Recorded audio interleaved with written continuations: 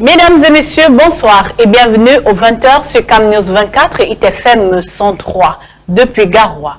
Nomination au Conseil constitutionnel à quelques mois de l'élection présidentielle d'octobre. Oli Ndongo Monique a prêté serment en tant que nouveau membre du Conseil constitutionnel sous la présidence de Kavaye Djibril. Les activités de l'UNDP, l'agenda politique s'intensifie dans le septentrion. Suite à la démission d'Issatiroma Bakari, l'attention se tourne vers l'UNDP de Bello Bouba Maïgari. Le congrès annoncé est perçu comme un signe d'espoir et de relance pour le ralliement stratégique dans l'extrême nord, le nord et l'Adamawa. Voilà, mesdames et messieurs, pour les titres de ce journal.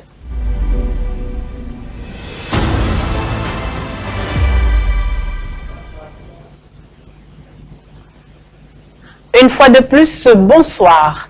À quelques mois de l'élection présidentielle d'octobre, le Conseil constitutionnel a officiellement accueilli un nouveau membre, Oli Ndongo Monique.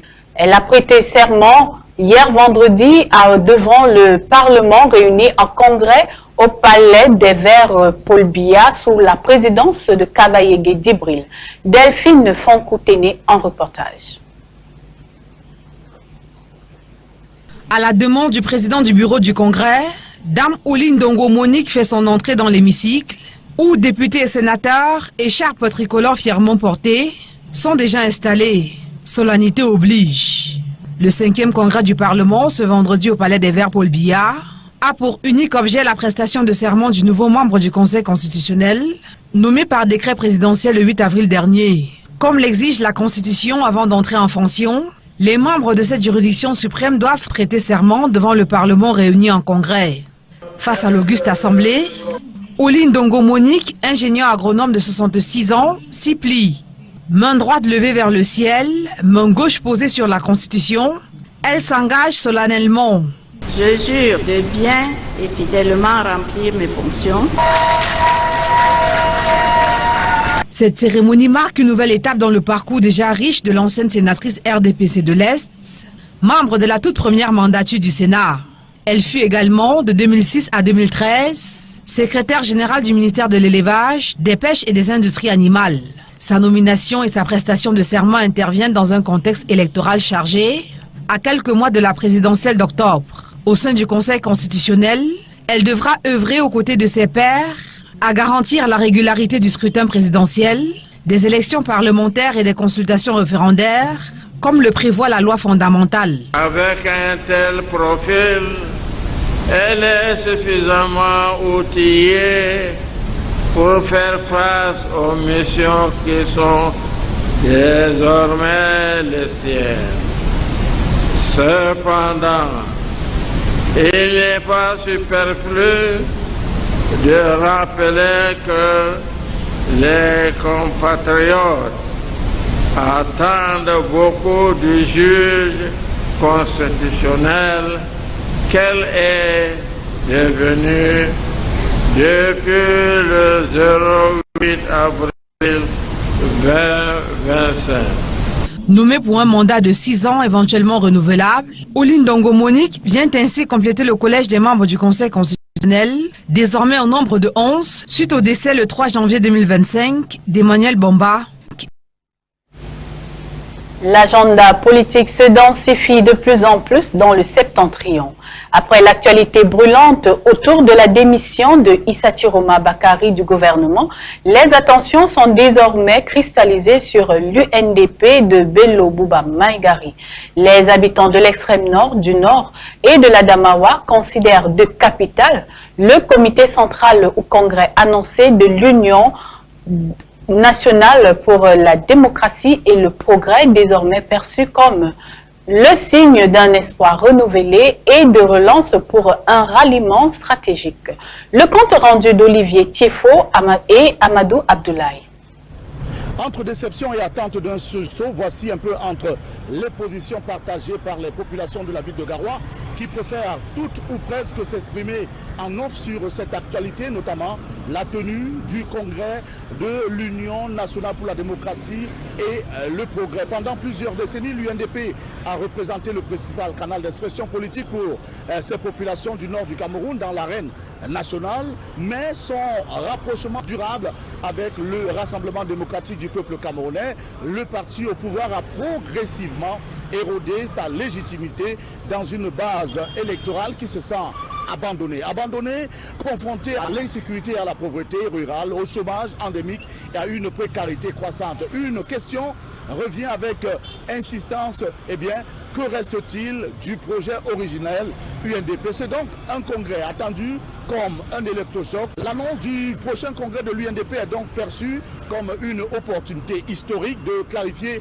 les choix du parti, de renouveler ses organes, mais surtout de reprendre contact avec la réalité du peuple nordiste qui se sent politiquement orphelin. Plusieurs jeunes militants, cadres frustrés ou anciens sympathisants attendent de ce congrès une rupture claire avec l'allégeance automatique au pouvoir en place, une nouvelle direction plus dynamique et une approche des aspirations des jeunes, une relance des structures de base surtout, et aujourd'hui en léthargie dans de nombreux départements. Un positionnement indépendant pour 2025 qui redonne à l'UNDP un rôle d'alternative crédible. Et la démission de Issa Tiroma Bakari est convenue mettre la pression ici pour ce congrès qui s'annonce pour l'Union nationale pour la démocratie et le progrès. Et la grande interrogation qui reste, est-ce que Belobo Maïgari partira du gouvernement de Paul Biya?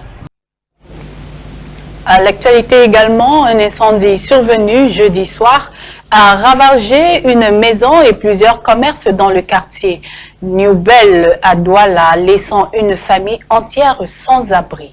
Les victimes se remettent difficilement de cet incendie dévastateur. Reportage de Lesline Poumeta. Assise sur la véranda de sa voisine, le regard hagard, Béatrice observe son lieu d'habitation avec tristesse. Tout a consumé dans un incendie, déclaré la veille au quartier New Bell à Douala. Elle est aujourd'hui sans domicile. Je suis sortie derrière, j'ai grondé les enfants que ouais, mettez quelque chose que tout le monde peut voir. Dans l'autre partie, changer la télé, c'est quand je me tournais que je vois la chambre de mon petit frère était complètement rouge dedans. En attendant de trouver un abri pour elle et ses enfants, elle réside désormais chez une voisine. Je n'ai pas encore d'argent pour aller louer. Je suis là. Je monte, je descends. Moi, je suis là, je commande la maison pour dormir pour le moment. Ce vendredi, famille et voisins sont venus manifester leur soutien. Il me dit que la maman qui vend en ce moment la nourriture, sa maison s'est brûlée. Là, je me suis précipitée pour aller là-bas, pour lui conseiller et pour calmer son cœur quand même, parce que je sais ce que c'est que une maison brûlée. C'est une de mes soeurs. Moi, je quitte de Yassa. Donc, j'ai appris l'incendie hier. Et j'ai dit que non, il faut qu'on vienne au moins à soutenir. Et c'est là. Sur le site de l'incendie, quelques lattes et pièces de photos brûlées. Encore sous le choc, certains habitants du quartier nous relatent les faits. Nous, on est venus passer avec la famille et les enfants. Il fallait qu'on ne fallait pas sortir d'abord pour pouvoir éteindre le feu. Avant d'éteindre le feu même, ça avait déjà tout pris. Il y avait un tas de sable là-bas, on a fini un tas de sable là pour éteindre le feu.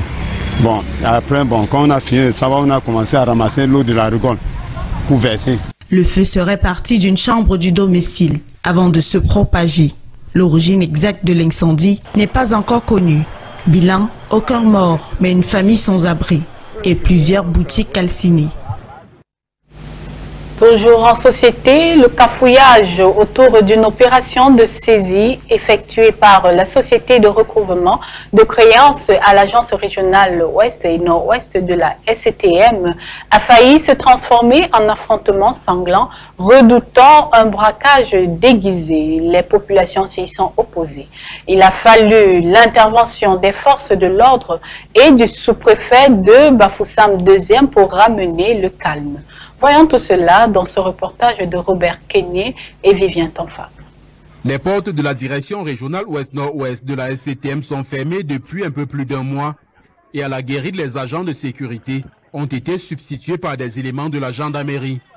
Les employés contraints au chômage technique se souviennent du jour où leur calvaire a commencé. Le jour où nous avons retiré, il y a eu une cargaison de gendarmes. Bon, ces gendarmes étaient avec cagoulés, mais ils ont seulement demandé que chacun ramasse ses avis personnels. Ils sortent avec. Nous ne savons pas le fond du problème, c'est entre la hiérarchie. Un contentieux oppose en effet cette entreprise à la société de recouvrement des créances qui adosserait son action sur des décisions de justice. Nous avons contesté ces actes, d'abord parce qu'ils ont été signifiés ici à Bafoussam, alors que le siège de UCE en liquidation et la résidence de M. Silienou, qui sont les personnes poursuivies, c'est à Douala. Donc c'est à Douala qu'ils auraient dû venir signifier les actes. En ne les signifiant pas à Douala et en les signifiant plutôt ici à Bafoussam, ils ont entaché leurs actes de nullité. C'est l'une des raisons qui ont présidé à la décision du juge. L'avocat se dit étonné qu'en dépit de l'annulation de ces décisions, la SRC soit toujours aux trousses de son client. Sur le terrain, nous nous rendons compte qu'ils ont organisé une saisie abusive des effets appartenant à la SRC. Si cette saisie s'opère, ce n'est ni plus ni moins qu'une porte ouverte au droit pour certains agents, fût-ils de la SRC, de violer, de refuser l'exécution des décisions de justice et surtout de poser des actes abusifs. La SRC ne peut pas se targuer du droit de recouvrer les créances publiques pour faire n'importe quoi. L'opération de saisie initiée par la SRC a failli dégénérer en affrontement sanglant. Les populations soupçonnant un braquage se sont opposées à l'opération. Il a fallu l'intervention du sous-préfet de Bafoussam deuxième et des forces de l'ordre pour tempérer les esprits surchauffés. Après une confrontation des partis à la compagnie de gendarmerie de Bafoussam 2, la saisie a finalement eu lieu. Pour finir, les jeunes parlementaires du Cameroun ont pris la parole lors de leur 26e session tenue au Palais des Verts sous l'égide de Paul Biya. Ils ont réclamé une meilleure prise en compte des droits des enfants dans les budgets nationaux. Ils ont également interpellé le gouvernement et formulé des recommandations. Présentation par Joël Diom et Michel Faucon. Depuis l'année 1998. Venus des 10 régions du pays, les 180 députés jeunes âgés de 9 à 16 ans prennent part à la 26e session du Parlement des enfants du Cameroun ce 26 juin. La séance est présidée par le premier vice-président de l'Assemblée nationale, Hilarion Eton, qui égrène l'ordre du jour. Nullement impressionné par le gigantesque hémicycle du Palais des Verts Paul Biya, les parlementaires jeunes se distinguent lors des questions orales aux membres du gouvernement bien représentés. L'honorable Flavie Mbende de la région de l'Est interroge le ministre des Finances. Monsieur le ministre, quelles sont les stratégies mises en place par vos services pour assurer la prise en compte systématique des besoins spécifiques se rapportant aux enfants dans les dotations budgétaires des différents départements ministériels concernés? Tandis que sa consoeur de la région du littoral s'intéresse à la disparité de l'offre sanitaire observée sur le territoire. Monsieur le ministre, quelles sont les mesures prises par votre département ministériel pour garantir un accès équitable aux services et soins de santé appropriés à tous les enfants? Je vous remercie. Empêchés, ces deux membres du gouvernement vont s'excuser devant la Chambre par la voix du président des séants.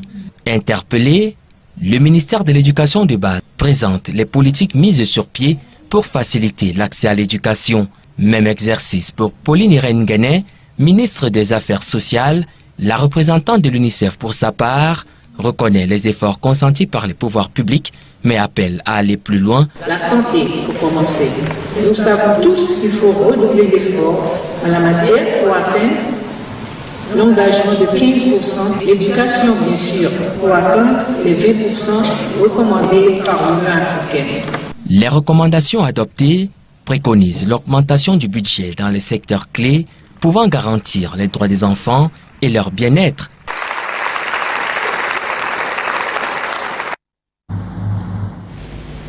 Voilà, mesdames et messieurs, c'est la fin de cette édition sur CamNews 24 et ITFM 103 depuis Garoua. Merci de nous avoir suivis et surtout, bon week-end. Au revoir.